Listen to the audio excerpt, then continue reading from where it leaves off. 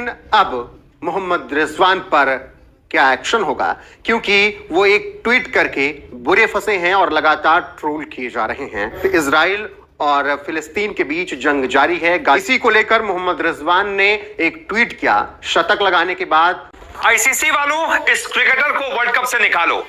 जी हां, इस चेहरे को तो आप पहचानते होंगे, मोहम्मद रिजवान नाम है। आजकल इनकी हरकतें क्रिकेटर जैसी नहीं हो गई, इसीलिए कहा जा रहा है, सोशल मीडिया पर पूरा कैंपेन चल रहा है, हजारों ऐसे कमेंट्स हैं कि इन्होंने जो हरकत की है उसकी वजह से कहा जा रहा है कि इस क्रिकेटर को वर्ल्ड कप से निकाल दो, बैन कर। टेक्निकली रिजवान ने कोई गलती नहीं की, टेक्निकली वो उनका बिलीफ है, सो बी इट।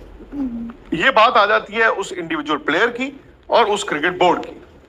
अफसोस हो सकता है, अब वो उनको लग रहा है ठीक। और इस ट्वीट पर विवाद खड़ा हो गया है। सबसे पहले आपको एक ट्वीट दिखाते हैं। इन्होंने अपना जो परफॉर्मेंस था उसके बाद एक ट्वीट किया और सब इसमें उन्होंने लिखा है, this was for our brothers and sister in Gaza. Sri Lanka के खिलाफ पाकिस्तान की रिकॉर्ड ब्रेक फतह के बाद मोहम्मद रिजवान ने एक ट्वीट कर डाला। ट्वीट के अंदर उन्होंने फलस्तीनियों को डेडिकेट की अपनी फतह और अपनी सेंचुरी फलस्तीनियों के हक में दी, जिसके बाद इंडिया के अंदर एक तूफान बरपा हो गया और इंडिया के अंदर ये कैंपेन चला दी गई है कि मोहम्मद रिजवान को और पाकिस्तानी टीम को इंडिया से निकाल बाहर करो। और आईसीसी के ऊपर दबाव डाला जा रहा है कि पाकिस्तान को वर्ल्ड कप से निकाला जाए। और यूं पूरा इंडिया इस वक्त मोहम्मद रिजवान का ट्वीट को लेकर जानी दुश्मन बन चुका है। दोस्तों आइए मुकम्मल वीडियो की तरफ चलते हैं और जानते हैं इंडियन मीडिया इसको लेकर क्या गुफ्तगू कर रहा है। मगर वीडियो की तरफ जाने से पहले अगर आप चैनल पर नए हैं तो फटाफट से बेल की घंटी के साथ चैनल को सब्सक्राइब कर दें और मोहम्मद रिजवान के ट्वीट के बारे में आप लोगों की क्या जाती राय है कॉमेंट में जरूर बताइएगा।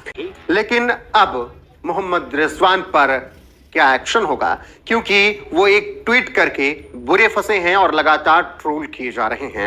आपको बता दें कि मोहम्मद रिजवान ने शानदार 131 रनों की पारी खेली। 131 रन की पारी खेलने के साथ ही वो मैच के हीरो रहे। इसके अलावा पाकिस्तान के लिए अब्दुल्ला शफीक ने भी शतक लगाया और पाकिस्तान ने श्रीलंका को यह मुकाबला हरा दिया। दोनों मुकाबले पाकिस्तान वर्ल्ड कप में जीतकर अब पूरे दम के साथ आगे बढ़ने को तैयार है और मोहम्मद रिजवान इसी बीच अब मुश्किल में फंसते हुए नजर आ रहे हैं। आईसीसी वालों, इस क्रिकेटर को वर्ल्ड कप से निकालो। जी हां, इस चेहरे को तो आप पहचानते होंगे, मोहम्मद रिजवान नाम है, क्रिकेटर है, लेकिन आजकल इनकी हरकतें क्रिकेटर जैसी नहीं हो गई, इसीलिए कहा जा रहा है, सोशल मीडिया पर पूरा कैंपेन चल रहा है, हजारों ऐसे कमेंट्स हैं कि इन्होंने जो हरकत की है उसकी वजह से कहा जा रहा है कि इस क्रिकेटर को वर्ल्ड कप से निकाल दो, बैन कर दो। ये क्यों कहा जा रहा है? क्योंकि इसके पीछे इन भाई साहब का ये ट्वीट है। इन्होंने कल शानदार पारी खेली और गजब की पारी खेली, क्रैम्प्स आ गए थे, चोट लग गई थी, दर्द में थे, लेकिन फिर भी अपनी टीम के लिए शानदार शतक लगाया, रिकॉर्ड तोड़ जीत हासिल की, पाकिस्तान को सबसे बड़ा टारगेट चेज करवाया, उसके लिए इनको सैल्यूट है। लेकिन फिर जो इन्होंने बाद में ये हरकत की है, इसके लिए इनके लिए ये है। क्यों भाई, क्रिकेटर हो ना, क्रिकेटर ही बन के रहो, ये सब लिखने की क्या जरूरत है? देख लीजिए इन्होंने शतक के बाद क्या ट्वीट किया, this was for our brothers and sisters in Gaza. यानी कि यह शतक हमारे जो भाई बहन ना गाजा में, गाजा पट्टी में जहां युद्ध हो रहा है इजराइल और हमास के बीच कत्लेआम मचा हुआ है, ये शतक उनके लिए डेडिकेटेड है। लेकिन जो सबसे पहली वाली लाइन है ना, सारा बवाल इसी पर है। आपको अगर नहीं पता हो कि गाजा में क्या चल रहा है तो आपको बता दूं, वहां पर हमास एक संगठन है जिसने पहले इजराइल पर 5000 रॉकेट दाग दिए, कत्लेआम मचा दिया। ये भाई साहब उन लोगों के लिए कह रहे हैं कि ये शतक उनके लिए डेडिकेटेड था, यानी कि इनका सपोर्ट है उन लोगों को। अब ये है कौन? ये नेता है, ये क्या है? क्रिकेटर है ना, तो कायदे से इनको क्रिकेटर ही बनकर रहना चाहिए। पूरे वर्ल्ड कप की, हिंदुस्तान की, क्योंकि हिंदुस्तान की सरजमीन से ट्वीट हुआ है, पूरे वर्ल्ड कप की, हिंदुस्तान की, क्रिकेट की, क्रिकेट पर कलंक लगाया, पूरे वर्ल्ड कप पर कलंक लगाया है। अपने ऊपर तो लगाया ही है कलंक, अपनी टीम पर, पाकिस्तान पर, सब पर कलंक लगवाया है। अब इस ट्वीट का मतलब क्या है? इस ट्वीट का मतलब सवाल, जिस गाजा का जिक्र ये कर रहे हैं वहीं का हमास संगठन कत्लेआम मचा रहा है, तो क्या ये उसको सपोर्ट कर रहे हैं, हमास संगठन को सपोर्ट कर रहे हैं, उनके आतंकियों को समर्थन दे रहे हैं कि मेरा शतक तुम्हारे लिए है? एक और सवाल, आतंकियों से इतनी मेहरबानी क्यों? क्यों भाई, वो तो आतंकी है ना, वहां पर तो कत्लेआम मचा है, तो किसी का पक्ष क्यों ले रहे हैं मोहम्मद रिजवान? ये बहुत बड़ा सवाल है कि Pakistan cricket team should be sent back to Pakistan. ऐसा जो मैंने शुरुआत में कहा ना कि इस क्रिकेटर को बाहर से निकालो, आईसीसी वालों, ये मेरी आवाज नहीं थी, ये इन लोगों की आवाज है। ये कह रहे हैं पाकिस्तान टीम को तुरंत आईसीसी वालों वापस भेज दो। सवाल ये उठते हैं, सवाल रिजवान को राजनीतिक बयान देने की अनुमति है?